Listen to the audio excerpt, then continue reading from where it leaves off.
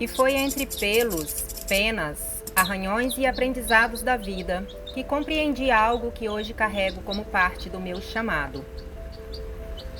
Durante um tempo da minha vida, eu trabalhava cuidando de animais. Eu comecei cortando pelos. Era um trabalho simples, cotidiano, com muito cuidado de limpar, organizar e embelezar. Mas em meio a esse caminho surgiu o pio. Um galo bonito, forte, mas extremamente agressivo. No início, eu não entendia. Às vezes ele parecia tranquilo, dócil e amigável. Outras vezes, severamente agressivo, me atacava sem aviso. Me arranhava, picava, avançava, sem dar sinais. E eu me perguntava, por que ele está reagindo assim comigo? Afinal, eu sempre lhe dei de tudo, do bom e do melhor. Foi então que eu percebi que certos gatilhos despertavam aquele comportamento. Por exemplo, quando alguém aparecia usando calça, ele só se tornava muito mais agressivo do que o habitual. Ou seja, existia um padrão.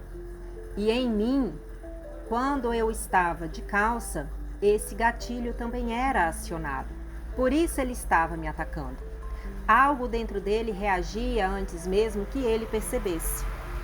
Naquele momento compreendi algo muito importante. Muitas vezes, os comportamentos não nascem apenas da vontade consciente.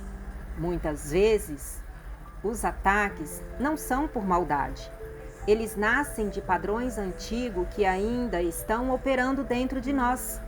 E foi então que eu me lembrei da palavra do apóstolo Paulo. Em Romanos 7,19, ele nos diz o seguinte: porque o bem que eu quero fazer, esse sim eu não faço, e porque o mal que eu não quero fazer, esse sim eu faço. Esses conflitos existem dentro de muitos de nós. Sabemos o que seria melhor a fazer, mas por que então não conseguimos fazer? Mas algo dentro ainda reage de outra forma. Naquele dia, eu também compreendi e percebi outra coisa.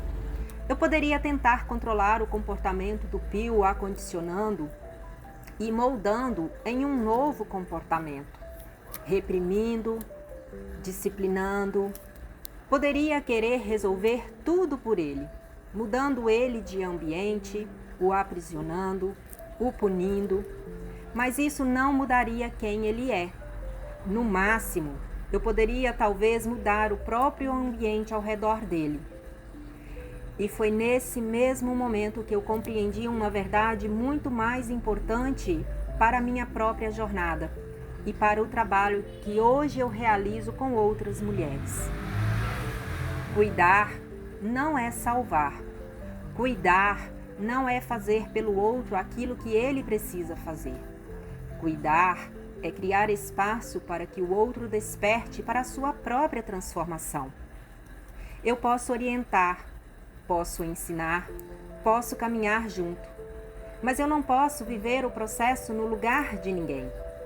Cada ser precisa atravessar o seu próprio caminho de consciência.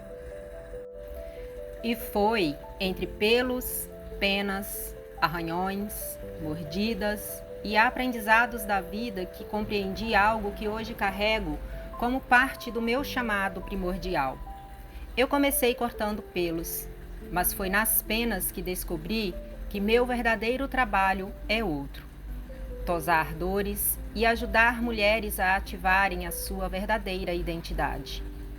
Porque transformação verdadeira não acontece quando alguém nos salva. Transformação verdadeira não acontece quando cuidamos somente do externo.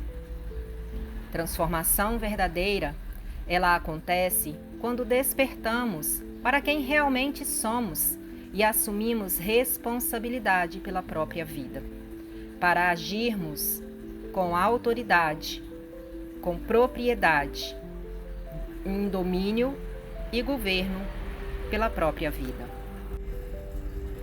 E a moral dessa parábola do pio é que mentora não salva, mentora desperta. E o processo não muda apenas comportamento. Quem suporta viver o processo revela a identidade. E é exatamente isso que a jornada da Mulher Mia te propõe. E se isso te tocou, continue por aqui. Um beijo no coração.